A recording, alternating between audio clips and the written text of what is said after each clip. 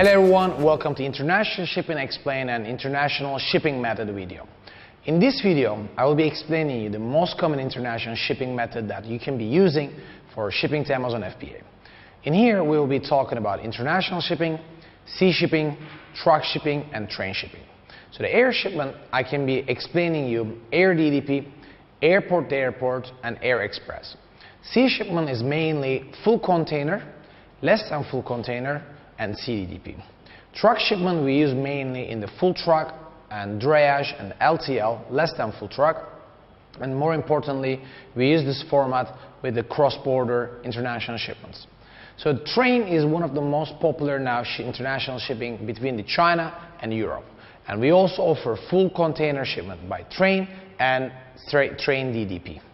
So first of all, I would like to explain you the air shipment. We will be thinking about three different types of air shipment. The port-to-port air shipment, air DDP, door-to-door, and more importantly, how you can ship your samples from China or any other location to your final destination. Let's start with airport to airport. So this is generally over 500 kilogram shipments. If you have a large shipment, you can get like really cheap price between the ports, and the delivery time is quite fast. We can think about like 3 to 5 days within the transit time. The faster inventory needed situations, this is like a great option, air shipment.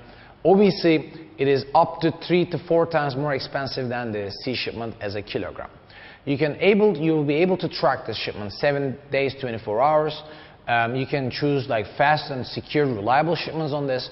You can choose different airlines. For example, if you're shipping out from China to go to Europe or UK, US, you can be using Turkish Airlines, Emirates, Cathay Pacific, Qatar Airlines. So all these airlines are great service and really fast delivery options. Air DDP is something is very reliable and suitable for between 80 kilogram to up to 500 kilogram. As I explained, DDP is due to delivery paid. So it means that this is fast delivery, but all duty and fees are included. Your freight forwarder is handling all the way to the delivery to Amazon FBA or 3PL that you're working with. So when it comes to the air DDP, there's no extra documentation is needed. When it's port to port, your freight forwarder or supplier needs to provide you airway bill. So this way you can send this information to your custom clearance. They can do the custom clearance, and you can ask your truck company to go and pick up the cargo from the airport. So when it comes to the air DDP, you actually don't need to do anything. Your freight forwarder will be handling and most probably consolidate your container or your air shipment. When it comes to the consolidation, what I mean with that is your freight forwarder will be collecting 2, 3, or 4 different shipments from different locations. They build a pallet, put it on the airplane, and then ship it to the destination, clear the custom, and do the last mile generally with the LTL or UPS options. And this is a great option if you're in a hurry, if you're in a run out of inventory, if it is like important time that your product is selling really fast. It's really better to pay a little bit extra instead of running out of inventory. So air DDP could be an option when you run out of inventory, you need a fast product delivery, and if the price is not hurting too much your margins, I highly recommend you to use the air DDP. So shipping samples, generally we're using UPS, DHL, FedEx, depends on the destination or origin for the sample shipments. It makes really sense if you are shipping 3 to 5 different samples. You can collect the shipments from different locations, put them together in your freight forwarder's maybe office, ship it at one time. I can offer you a very, very important tip here. If you keep your invoice value below $800 for United States, you don't need to pay duty and tax. It could be counted as an individual item, personal item. It means that you don't need to pay tax and duty. So this is really important, saving the money and time with express shipments. I highly recommend this up to 45 kilogram. Above 45 kilogram, I recommend the air DDP. So the chapter question in here, it will be, what is the most optimal weight for air shipment? We would say 80 kilogram to up to 500 kilogram. This is generally for air DDP. If you have something like heavier, 2 tons, 3 tons, 2,000, 3,000 kilogram, I highly recommend you to choose airport to airport, clear the custom with your own custom broker or your freight forwarders, and ask the freight forwarder to arrange the LTL delivery or the UPS within the last mile. So what is the limit for non-import tax for US? that's $800. Below $800, if you declare the product value $500, $600, normally the customer will not check the product. It just goes through. So this way you can save a lot of money and time with your small shipments. When it comes to the sea shipments, this is the most common way of international shipment. I'm very sure you're very familiar with full container, LCL, it's less than full container, and CDDP. When you're using the full containers, when you have a large volume shipments, more control over your shipment, I highly recommend you to use the full container. Shipping full container is actually faster than the less than full container. I will explain you why. So the cheapest way of shipping for your landing cost, which is very important as an e-commerce, Amazon, Walmart seller, you should be understanding and explaining 100% your landing costs to your partner, to your company. It's really important that if you can ship full container, I highly recommend you to use the full container. So this way, your landing cost per unit will be the cheapest if you can ship the full container. So there's a direct import opportunities. You can again ask your freight forwarder or your custom broker to do custom clearance on behalf of you, and then the dredge, which means like the truck is going to pick up from the port and deliver to the end location.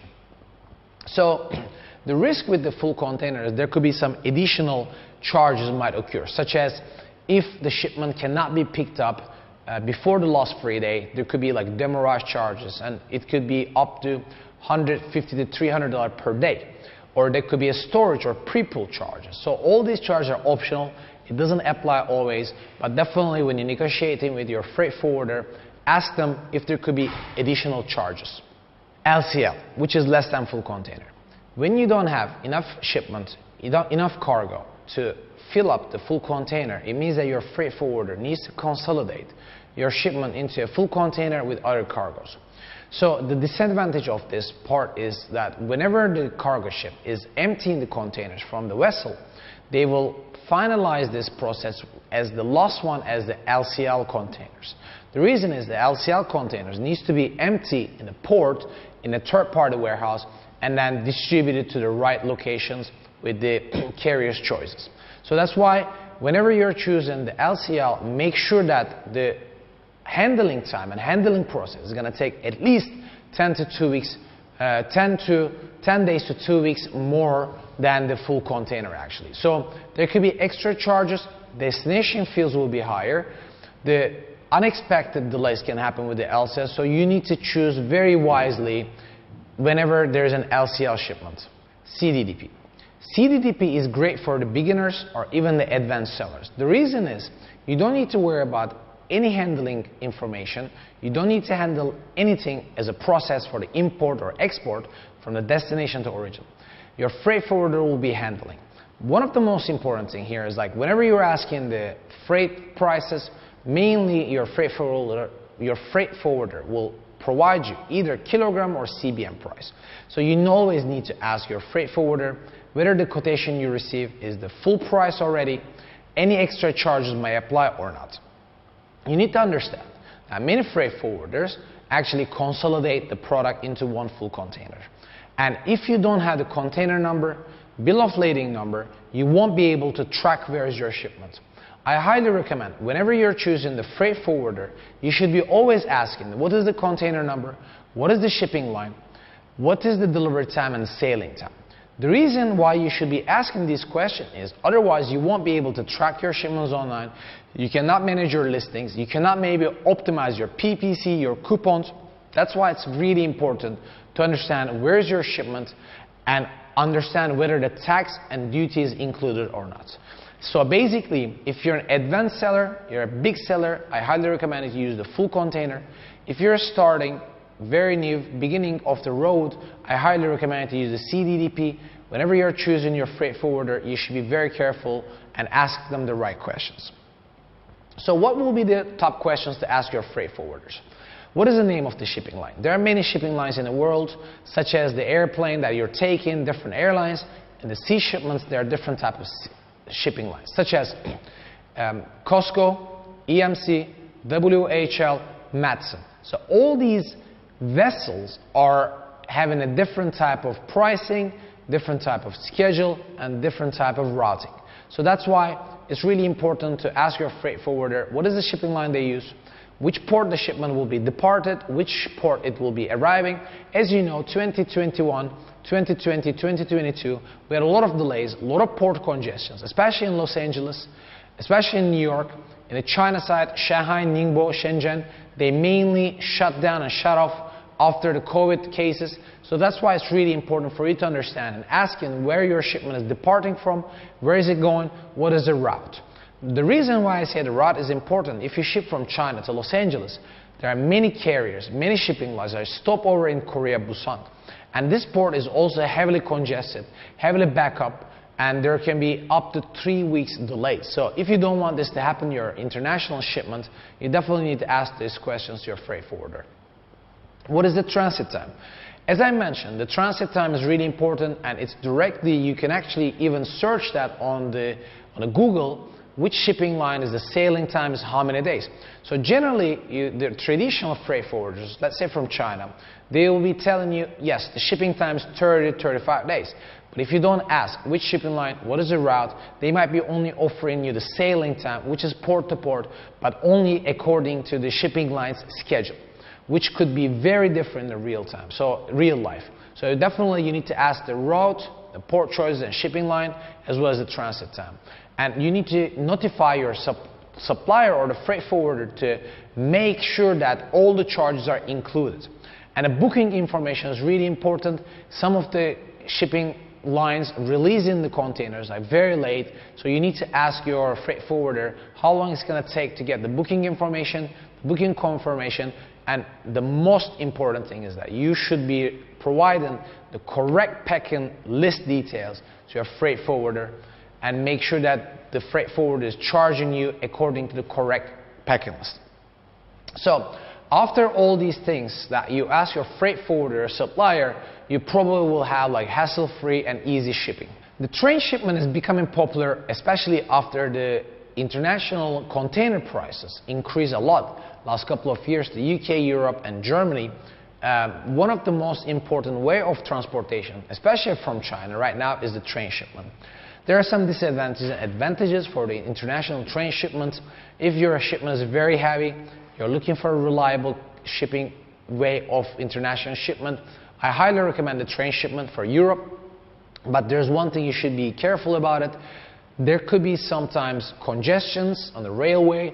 It can cause a lot of big delays. So the best out of many topics that I can be ensuring you here is that making sure you ask your freight forwarder the delivery time, the type of the train, and what was their experience in the past, so that you can actually work with the right freight forwarder with the right for the train shipment. Truck shipment is getting more and more important, especially between the US, Canada, and Mexico, and within the European Union and UK. Most of you even don't know maybe how your shipment is last mile delivered. We generally use the UPS for the last mile delivery, but there's like a full truck, LTL, less than full truck, same as the container, and drayage Amazon deliveries. So the full truck is generally when there is a distance beyond 300 miles, then we need to use the full truck, because the drayage, which means the empty container, needs to travel back to the port on time. Otherwise you will be paying per diem, which means if you don't return the empty container back on time to the port will be charging extra money. So whenever you have a direct delivery to Amazon FBA or Walmart, you should be asking your freight forwarder to make the Amazon appointment in advance. Otherwise, it can cause you a lot of problem. It can cost you a lot of money, because up to my experience, if you don't return the container back within the 7 days, you will be paying pre-pull, storage, chassis, and per diem. It could be costing you up to $3,000 to $4,000. So that's why you need to be careful when you're booking your truck or LTL. You need to ask your freight forwarder to give you all the options, the transit time, the delivery time, exact pricing, and make sure that if there's going to be extra cost, they will inform you in advance. So the quick tip: comparing for Amazon deliveries requiring Amazon partner carriers, LTL shipment versus the local carriers, I highly recommend you to compare the prices with the Amazon partner carriers and the regular local LTL carriers. I will be explaining you in my next video about the LTL SPN details. So let's compare the rates and the transit times. So the sea shipment is basically between, if you're shipping from China to the West Coast in 2022, costing you between $2 to $2.2. Air shipment is costing you $8 to $8.5. Transshipment is like $2.5 to $3 per kilogram to Europe. The delivery time is very crucial depending on the sea shipment that you're using, the shipping line you're using. 30 to 35 days, can be up to 60 to 65 days depending on the shipping location or origin and destination you're choosing. Air shipment is fairly fast, it's like 7 to 10 days maximum, and train is 30 to 37 days. If you're looking for a cheap but slow shipment, obviously the ocean freight will be your first choice. If you don't want to be out of inventory, if you don't want to run out of inventory, then fast and expensive option is the air. If you are selling in Europe or let's say other locations that you could get like cross-border with the train shipment, it could be an option. If you haven't tried it, it could be a little bit more tricky, but it's still worth to get the pricing. Shipment process. Most of you are asking your freight forwarder or even to us when your shipment is going to depart, what is the booking process, what is the sailing time, what is the transit time. Most of the freight forwarders, especially in China, is giving you very general information. But I would like to explain you step by step how the international shipping process works. Let's say your freight company is sending the booking form to your supplier. It's going to take at least 24 hours to 48 hours. Most of the freight forwarders to get the booking from the airlines or the international shipment with the containers. So factory confirms the documents, import and export documents, packing list, commercial invoice, and other requirements to the freight forwarder. It's going to take another 24 to 48 hours. So by the time you confirm the shipment, it's going to take at least 2 to 4 days until the paperwork is done. We have a lot of questions that after the customer booked the shipment with us, the next day they're asking when my shipment will be departed. But the time frame is actually working very differently. Once the factory confirms all the documentation with your freight forwarder and the freight forwarders confirm this with the airline or sea shipping line, they get the empty container, they send the container to the factory. This is done within the 3 to 4 days. Shipment gets picked up, either you have like an air shipment or sea shipment, full container, less than container. The shipment will be loaded to the containers, and every shipping line has 3 to 4 days cut-off time. This means that the container needs to finish the clearance and enter the terminal where it needs to be wait to be loaded to the cargo ships. If it's an airport, it can take 1 or 2 days, but generally in ocean freight, that by the time you confirm your shipment, until that it departs, it needs at least 7 to 10 days. So you need to understand the custom clearance process already needs to be done in the origin. Shipment departs from the origin according to the route and sailing time. You can track your shipments on the shipping line's website. That's why it's really important for you to get the bill of lading or online tracking from your freight forwarders. Once the shipment departed from China by air, by sea, it arrives to the destination port. The arrival notice has been sent by the destination agent to your freight forwarder. The arrival notice will be sent to the custom broker, where the custom broker will start the custom clearance. Once the custom clearance is finished, most of the people think that the container will be picked up from the terminal the same day or the next day. But normally it takes up to 7 to 10 days. The container becomes available in the terminal. It needs to move to the location where the truck can go and pick it up. So these things all take time. And when the shipment recovered from the destination port, the truck will go pick it up, arrives to the warehouse. If it's a CDDP, it means that it needs to be break down, send it to the right location. If it's a full container, if it's going to be delivered to Amazon, we need to make the Amazon appointment, or it's going to the third-party warehouse. The container will go, either it will do the live unloading, or it could be drop, and then the warehouse will unload the container. And once the empty container is ready, the warehouse will call the carrier, the truck company, go back to the warehouse, pick up the container, return back to the port. So, and then the final is the delivery location, obviously. So as I explained, the shipping confirmation, the entire process, by the time the day you confirm the shipment, until it departs, I assume it's going to be 7 to 10 days. The sailing time, it changes from the carrier to carrier.